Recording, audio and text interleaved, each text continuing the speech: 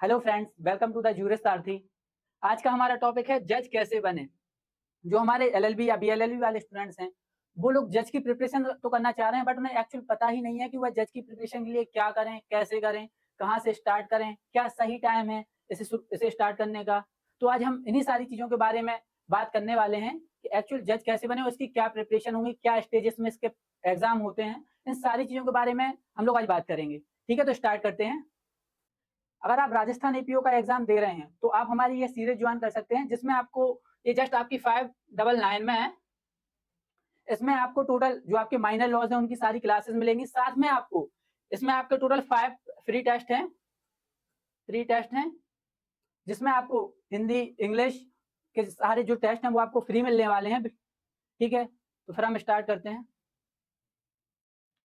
तो इसका हम सबसे पहले प्रोसीजर जान लेते हैं कि ये एग्जाम कंडक्ट कैसे होता है, सॉरी, इसकी तैयारी कैसे करें, कब से शुरू करें, सिलेबस क्या होता है और किस स्टेट को टारगेट करें, मेनली कहाँ से पढ़ें, बुक्स से पढ़ें या वेरेक्स से पढ़ें, एक प्रॉपर प्लानिंग के साथ कैसे पढ़ें और ये एग्जाम कैसा होता है, टफ है या इजी है। आज हम इन्हीं सारी बातों आज हम इन्हीं सारी बातों को जानेंगे, क्या कैसे करें। ठीक है, तो स्टार्ट करते हैं। बेसिकली जो एग्जाम होता है बेसिकली ये जो एग्जाम होता है ये लोअर जुडिशरी कंडक्ट कराती है। एक हायर जुडिशरी भी इसमें कंडक्ट कराती है, बट उसका एक थोड़ा सा पैटर्न अलग है। तो बेसिकली जो एग्जाम है वह आपका 3 स्टेजेस में कंप्लीट होता है। पहला प्रीलिम्स, मेंस और इंटरव्यू। जो आपका प्रीलिम्स वाला पार्ट होता है ये आपका ऑब्जेक्टिव टाइप होता है, ये आपका ऑब्जेक्टिव होता है, ये आपका रिटन एग्जाम होता है और ये आपका इंटरव्यू यानी साक्षात्कार होता है। ये जो आपका प्रीलिम्स का पोर्शन है इसमें आपको सिर्फ ये नहीं है कि आपको इसमें हायर मार्क्स ही लाने हैं। ये आपका एग्जाम होता है 150 मार्क्स का और इसमें आपका जो कट ऑफ आता है, लाइक आप एमपी सिविल जज का एग्जाम दे रहे हैं, इसमें आपका कट ऑफ गया है 80, तो सिर्फ आपको 80 मार्क्स लाने हैं, 80 मार्क्स लाने हैं सिर्फ कट ऑफ वाले। इसके अलावा आपको ये नहीं है कि मुझे 120 मार्क्स आ जाएं, क्योंकि यह आपका मेंस और इंटरव्यू में कोई भी रोल अदा नहीं करता है। ठीक है, सिर्फ आपको कट ऑफ वाले मार्क्स ही लाने हैं। इसके अलावा जो आपका मेंस और इंटरव्यू वाला पोर्शन है, इन दोनों के जो होते हैं टोटल नंबर्स, ये दोनों मर्ज होके ये आपके लिए जो आपकी मेरिट लिस्ट होती है वो डिसाइड करते हैं। ये मेंस और इंटरव्यू वाला पोर्शन करता है। ठीक है, चलिए इसके आगे हम बात करते हैं। अब तैयारी कैसे करें, तो इसके लिए सबसे पहले आपको डिसाइड करना होगा कि आप किस स्टेट के लिए प्रिपरेशन करना चाह रहे हैं। लाइक आप एमपी से हैं तो एमपी वाला बच्चा सोचता है कि मोस्टली हमें एमपी के लिए ही प्रिपरेशन करना है, हमें किसी अदर स्टेट में नहीं जाना है। तो ये उसका एक अच्छा राइट है, बट इसके साथ उसे एक एडिशनल भी चीज रखनी चाहिए कि अगर एमपी में नहीं हुआ तो इस कंडीशन में वो उसे देखना चाहिए कि एमपी के अकॉर्डिंग कौन सा पेपर आता है। लाइक आपका छत्तीसगढ़ हुआ, राजस्थान हुआ, तो ये सारी चीजें। इसके अलावा पैटर्न को देखना चाहिए, सॉरी, इसके अलावा पैटर्न, जैसे कुछ स्टेट होते हैं वो आपके सेक्शन बेस्ड पूछते हैं क्वेश्चन, कुछ प्रोविजन बेस्ड पूछते हैं और कुछ केस लॉज। अभी आपने आरजीएस में देखा है, जो आपका अभी आरजीएस का एग्जाम हुआ था वो बेसिकली सेक्शन बेस्ड पूछते थे, बट इस बार उन्होंने पूरा पैटर्न ही चेंज कर दिया और उसमें तो क्या सीपीसी ही आपकी 25 मार्क्स की पूछ ली।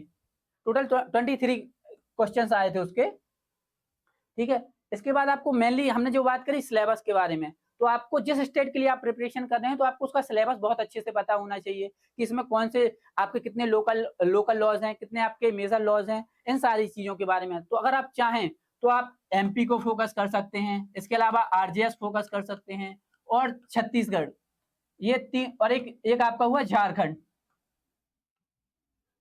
ये आपके 4 जो स्टेट है जिनका थोड़ा बहुत सिलेबस बिल्कुल सिमिलर है, और आप चाहें अगर आप मेनली एमपी को भी टारगेट कर रहे हैं तो इसके अलावा आप आरजीएस भी दे सकते हैं, छत्तीसगढ़ भी दे सकते हैं और झारखंड भी। ठीक है, नेक्स्ट, एंड कब से शुरू करें। मोस्टली आप में सॉरी कब से शुरू करें ये बच्चों को समझ में ही नहीं आता है। कुछ लोग सोचते हैं कि हम कॉलेज के फर्स्ट ईयर से करें, कुछ बोलते हैं हम सेकंड ईयर से, या कुछ बोलते हैं हम पहले एलएलबी बहुत अच्छे से कर लेते हैं फिर करते हैं। तो ये हम मेनली इसके बारे में हम बात करने वाले हैं कि आप फर्स्ट ईयर में हो। अगर आप फर्स्ट ईयर में हो तो आपको यहां से स्टार्ट करना चाहिए। कब से स्टार्ट करें, तो अगर आप फर्स्ट ईयर में हो, अगर आप फर्स्ट ईयर में हो, आपको तब से ही करना चाहिए।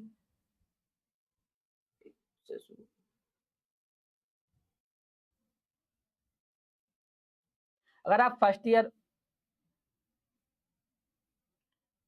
अगर आप फर्स्ट ईयर में हो तो आपको तब से ही तैयारी शुरू करनी चाहिए, या आप लाइक थर्ड ईयर या फोर्थ ईयर में हो बीए एलएलबी में या एलएलबी में, आपको तब से स्टार्ट करनी चाहिए, या फिर आप जब आपका लॉ कंप्लीट हो जाता है फिर उसके बाद 1 साल का ड्रॉप लेके करें। तो ये सारी चीज़ें हैं। तो इसके लिए आपके लिए सबसे बेस्ट टाइम जो होता है वो आपका ये होता है मिडल फेज़। इससे हमारा मतलब है कि अगर आप थर्ड ईयर में हो, लाइक आपका थर्ड ईयर या फोर्थ ईयर है, तब आपके पास सफिशिएंट टाइम होता है। इसके इसके बाद आपके पास होता है 2 से ढाई साल का टाइम। ठीक है? ये टाइम आपके लिए परफेक्शन है, लेकिन इसका मतलब ये नहीं है कि आपको एक एग्ज़ाम को तैयार करने में 2 से ढाई साल लगेंगे। इसमें आपका ये रहेगा कि इसमें आपकी प्रैक्टिस है, वो बहुत अच्छे से हो जाएगी। जो आपका प्रैक्टिस वाला पोर्शन है, इसमें वो आपका बहुत अच्छे से हो जाएगा। क्योंकि आपका फर्स्ट ईयर में ये हम इसके लिए मना नहीं कर रहे हैं। इसका मतलब ये है कि क्योंकि आपके जो नए लॉज़ हैं, अभी आपने देखा होगा कि आपके सीधे उनने जो आपके आईपीसी, सीआरपीसी और एविडेंस है, उसको हटा के उन्होंने 3 नए लॉज़ ला के रख दिए। तो लॉज़ चेंज होते रहते हैं। ये हाई कोर्ट पे डिपेंड करता है कि वह पेपर में का पैटर्न क्या दे रहा है, कुछ सब्जेक्ट ऐड कर रहा है या कुछ सब्जेक्ट हटा रहा है। तो इसके हिसाब से, मेरे हिसाब से ये टाइम आपका सफिशिएंट है। इस टाइम पे आपको स्टार्ट कर देना चाहिए प्रिपरेशन। ठीक है? इसके बाद सिलेबस क्या है, ये आपको याद रखना चाहिए। आप जिस भी स्टेट के बारे में प्रिपरेशन कर रहे हैं, सॉरी, आप जिस स्टेट का, लाइक आप एमपी के लिए प्रिपरेशन कर रहे हैं, तो आप पहले ये रीड करिए कि एमपी का सिलेबस क्या है। इसमें आपको, जैसे इसमें आपका 120 मार्क्स का लॉ है, ठीक है? इसके अलावा आपका 30 मार्क्स का हिंदी हिंदी है, इंग्लिश है एंड कंप्यूटर है। ठीक है? तो आपको ये याद रखना चाहिए। आप आरजीएस दे रहे हैं, तो आपका आरजीएस का टाइम है, इसमें आपका 100 मार्क्स का है। इसमें आपके इसमें आपका 70-30 वाला रेशियो है। मतलब 70-30 वाला रेशियो से मतलब है कि 70 नंबर का वो आपसे लॉ पूछते हैं। इसके बाद 30 नंबर में हिंदी और इंग्लिश भी पूछते हैं। हिंदी और इंग्लिश, ठीक है? तो इसके बारे में भी आपको बहुत अच्छे से पता होना चाहिए, जिस भी स्टेट के बारे में आप प्रिपरेशन कर रहे हैं, ठीक है? Next, how to choose state. ये बात आती है हाउ टू चूज़ स्टेट। तो सबसे पहले आपको पता होना चाहिए कि पैटर्न, मैं आपसे बार-बार एक ही चीज़ कह रहा हूँ कि आपको पैटर्न के बारे में पता होना चाहिए, ठीक है? तो आपको सबसे, कुछ स्टेट है जैसे आपका एमपी है, वो आपको कहाँ से पूछता है? वो आपसे कॉन्सेप्ट बेस्ड पूछता है। ये आपसे कॉन्सेप्ट बेस्ड पूछते हैं, कुछ आपसे सेक्शन वाइज़ पूछता है और कोई आपसे केस लॉस पूछते हैं। तो ये पैटर्न पे डिपेंड करता है, इसमें कोई नहीं है। बट अभी आपने जस्ट आरजीएस के बारे में मैं बात कर रहा हूँ, तो इस बार उन्होंने पूरा आपसे कहाँ से पूछा था, उसमें आपसे सारे इलस्ट्रेशन ही पूछ दिए थे उन्होंने, दृष्टांत ही पूछ दिए थे बहुत अच्छे से। बट बच्चों ने ये एक्सेप्ट नहीं किया था और बच्चों को भी लगा था कि ये जो पेपर है, वो बहुत लेंदी है और बहुत लंबा खिंच रहा है, तो उन्हें टाइम भी कम लगा था, ठीक है? इसके अलावा कॉन्सेप्ट बेस्ड और कहीं पर केस लॉस पूछते हैं, तो आपको इसके लिए कुछ अलग से करना के लिए ज़रूरत नहीं है, ये आपको हमारे नोट्स में भी मिल जाएँगे। जितने भी आपके केस लॉस हैं, वो हमने आपके हमारे जो नोट्स हैं, जूरिस सारथी वाले, उसमें इसको कवर अप किया हुआ है, ठीक है?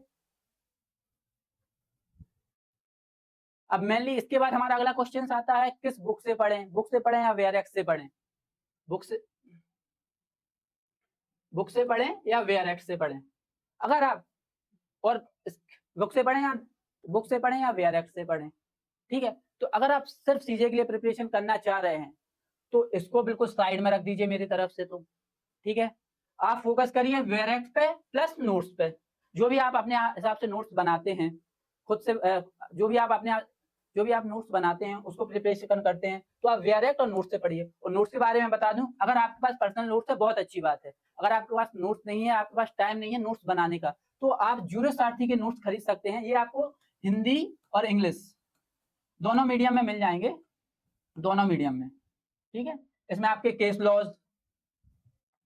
लॉज़, आपकी डेफिनिशन, ठीक है? उसमें ईज़ी ट्रांसलेशन, सारी चीज़ें आपकी कवर अप हो जाती हैं, जिसमें आपको अलग से मेहनत नहीं करनी पड़ती है। और आप अगर आप इसको परचेज़ करना चाहते हैं, तो आप हमारे इस नंबर पे कॉन्टैक्ट कर सकते हैं, जूरिस सारथी के, चाहे आप गूगल इंस्टा कहीं पे भी आप इससे कॉन्टैक्ट कर सकते हैं, ठीक है?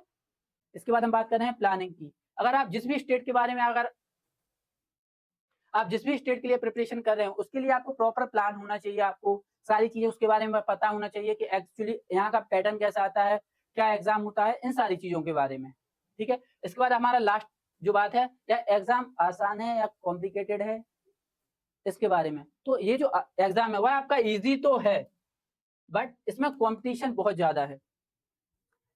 ईज़ी तो है बट इसमें कॉम्पिटिशन बहुत ही ज़्यादा है। तो आपको चाहिए कि आपको जो आपका टाइम है, उसको आप प्रॉपर लें। इसके अलावा आपको टाइम भी बचाना चाहिए, आपको देखना है कि आपका पेपर कैसा जा रहा है, सारी चीज़ों के बारे में। आपको पैटर्न को समझने की ज़रूरत है, ठीक है? तो आज की वीडियो में मैंने आपके जो भी सारे डाउट्स थे, जो भी आपके डाउट्स थे वो मैंने मोस्टली क्लियर कर ही दिए हैं, ठीक है? अगर आपको इसके अलावा भी कोई डाउट है, तो आप हमें कमेंट बॉक्स में बता सकते हैं या फिर जो मैंने आपको अभी ये नंबर बताया, इस नंबर पे भी मैसेज कर सकते हैं। Thank you so much.